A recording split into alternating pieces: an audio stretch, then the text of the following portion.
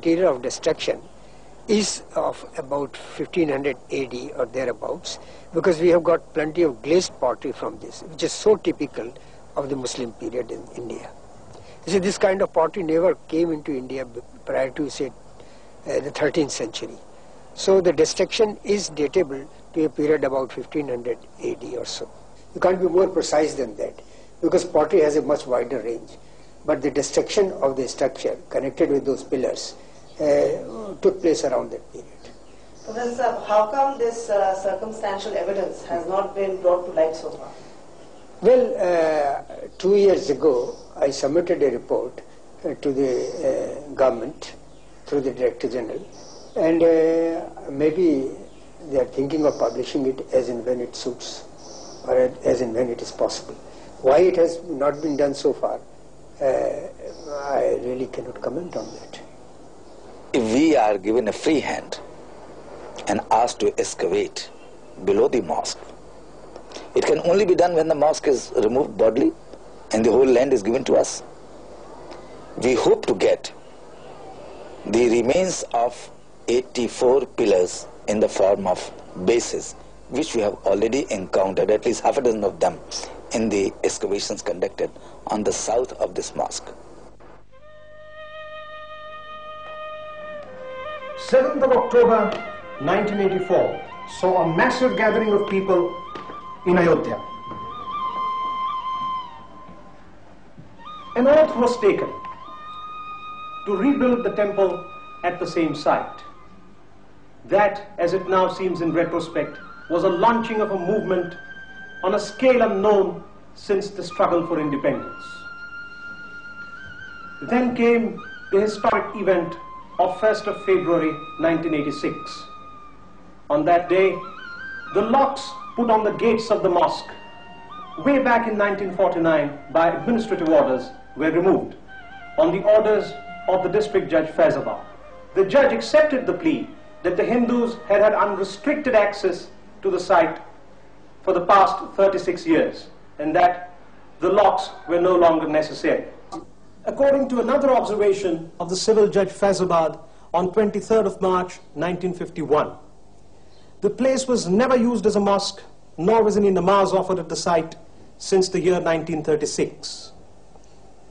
The next historic event is that of 19th of November 1989. On that day, the foundation laying ceremony, or what is known as the Shilanyas, took place.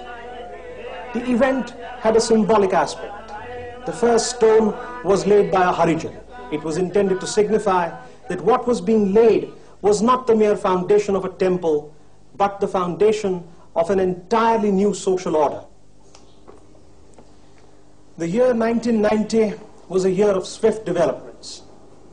The whole issue was engulfed in a spate of litigations and negotiations, and of course political manipulations by various groups and political parties who had their own axes to grind in the matter.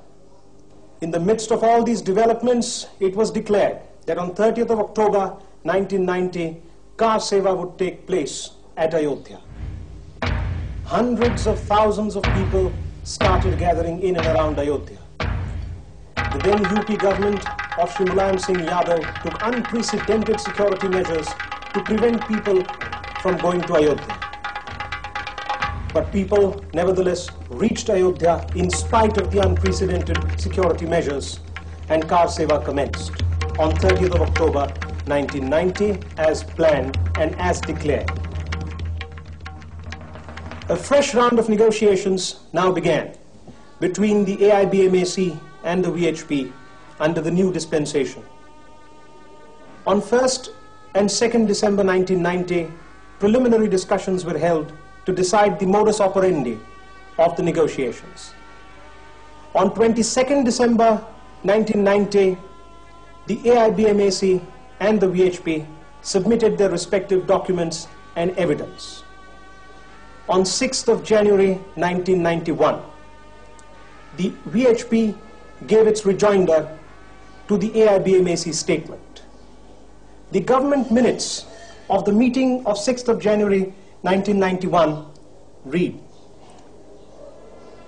The VHP submitted its rejoinder in which it tried to refute the claims of the AIBMAC point-wise. The AIBMAC did not react to the evidence put forward by the VHP.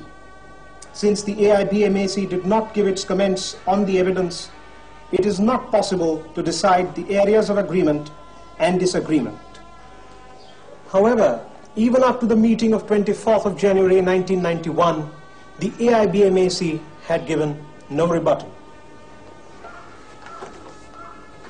The submission of evidence, deliberations, discussions and meetings would go on.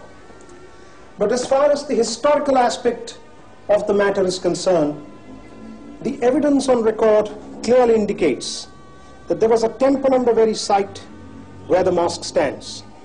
Of course, there is no evidence to show that Ram was actually born at the site. But then, in the nature of things, there can be no such evidence.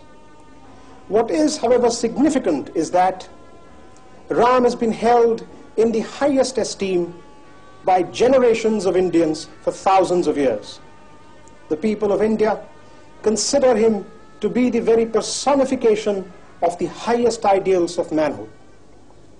It is these ideals and virtues which they see reflected in his life and behavior. And it is these ideals and virtues which they worship in the form of Ram. As far as Ram himself is concerned, he made no claims to divinity. He did not pose as a prophet or as a god. In the Valmiki Ramayana, he says about himself, Atmanam Manusham Manye Ramam Dasharathatmaja. He was Ram, the son of Dasharath and a man. And indeed, as a man, he lived his life. But what a man! A man of extraordinary capabilities. He is known as Maryada Purushotta, which does not mean a person with limitations, but rather to the contrary. It means a person who is capable of reaching to the very limits of human endeavor in every walk of life. As a child, he craved for the moon. As a son, he unflinchingly obeyed his father.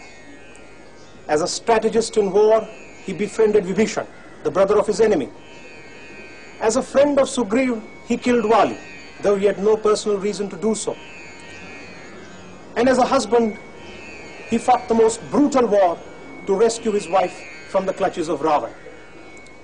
If such a person is worshipped for thousands of years, and people genuinely and passionately believe that he took birth at a particular place in Ayodhya, then that ideal called Ram deserves a monument, not for himself, but for his worshippers. Friends, we would consider our efforts to have been fruitful if we have succeeded, as I said in the beginning, to present the information before you in a manner that would help you to form your own opinion. We can then consider our mandate well served. Thank you very much.